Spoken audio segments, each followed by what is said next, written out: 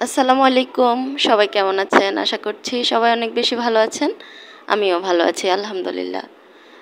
আজ আমি আপনাদের আমার সাথে নিয়ে যাব খুলনা বিভাগের বাগেরহাট জেলায় অবস্থিত খান জাহান আলী রাদিয়াল্লাহু আনহু তাআলার নির্মিত ৬০ গম্বুজ মসজিদে।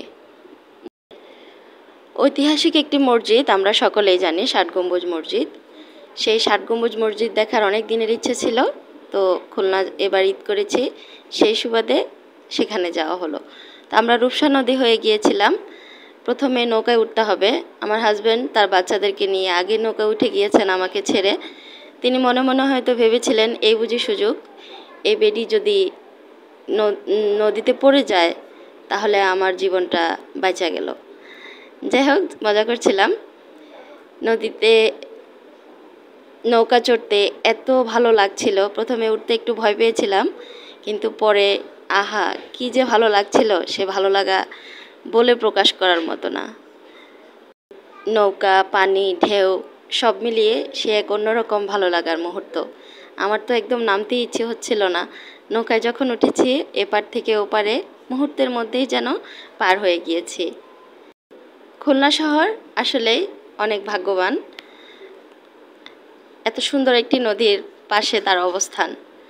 তো নদী পার হওয়ার পরে আমরা বাস নিয়েছিলাম, বাস যোগে ৬০ গম্বুজ মসজিদে গিয়ে পৌঁছেছি। এই যে বাস থেকে নামার পরে রাস্তার ওপারে এক গম্বুজ মসজিদ ছিল, সিংহাইয়ের মসজিদ নামে মসজিদটি। আমরা ওখানে ভিতরে যাইনি, বাহির থেকেই দেখছিলাম, রাস্তার থেকে দাঁড়িয়ে দেখছিলাম, দেখে একটু ছোট্ট করে ভিডিও নিয়ে নিয়েছি। তারপরে টিকিট কেটে আমরা ৬০ গম্বুজ মসজিদের ভিতরে প্রবেশ করেছি। ভিতরের পরিবেশ মাশাআল্লাহ এত সুন্দর, এত মনোরম পরিবেশ। আমরা রমজানে গিয়েছিলাম, মানে বাসের যে ২ ঘন্টার জার্নি, মুহূর্তের মধ্যেই তার প্রাকৃতিক পরিবেশ দেখে মনটা শীতল হয়ে গিয়েছে। তো সেখানে ছোট্ট একটি মিউজিয়াম আছে, জাদুঘর। প্রথমে আমরা জাদুঘর প্রবেশ করলাম, জাদুঘরে কী কী আছে দেখে নিলাম, কিছুক্ষণ পড়ালেখা করে নিলাম। জাদুঘরে ভিডিও করা নিষেধ ছিল, ভিডিও করেছি আমি, যেহেতু নিষেধ ছিল তাই আর এখানে দেখালাম না কোনো কিছুই, শুধু এই বড় একটা পানি রাখার পাত্র, হ্যাঁ বড় জলধারা পাত্র ছিল, সেটি দেখালাম। মিউজিয়ামে প্রাচীনকালের কিছু নিদর্শন ছিল, ছোট্ট একটি মিউজিয়াম, বেশি বড় ছিল না। মিউজিয়াম থেকে বের হয়ে আবারও ৬০ গম্বুজ মসজিদের আশেপাশের প্রাকৃতিক সৌন্দর্য উপভোগ করছিলাম। আমরা যখন ওখানে পৌঁছাইছি তখন প্রায় ৩:৩০।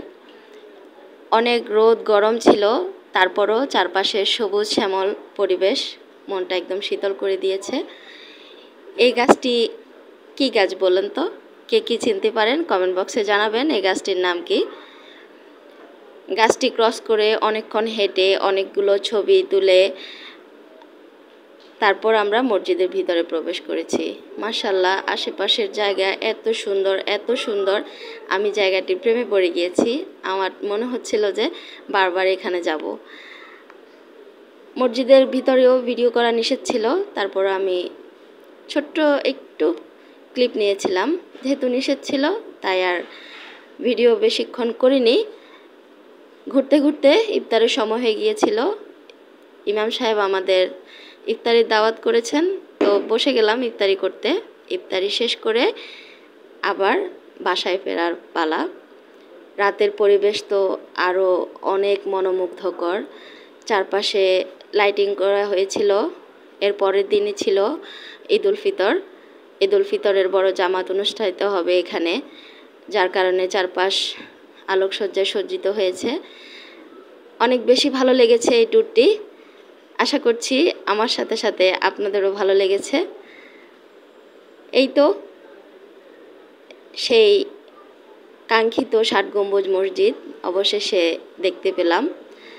বাচ্চারা সহ, হাজব্যান্ড সহ স্মৃতি হয়ে থাকবে আমার।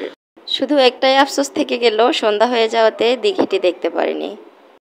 আপনারা যারা ৬০ গম্বুজ মসজিদ পরিদর্শন করেছেন তাদের কেমন লেগেছিল কমেন্ট বক্সে জানাবেন। আর যারা কখনো ৬০ গম্বুজ মসজিদে যাননি তাদের কাছে অনুরোধ থাকবে সময় সুযোগ করে পরিবার সহ একদিন ঘুরে আসবেন। আশা করছি আপনাদের অনেক বেশি ভালো লাগবে। আজকে এ পর্যন্তই। আল্লাহ হাফেজ।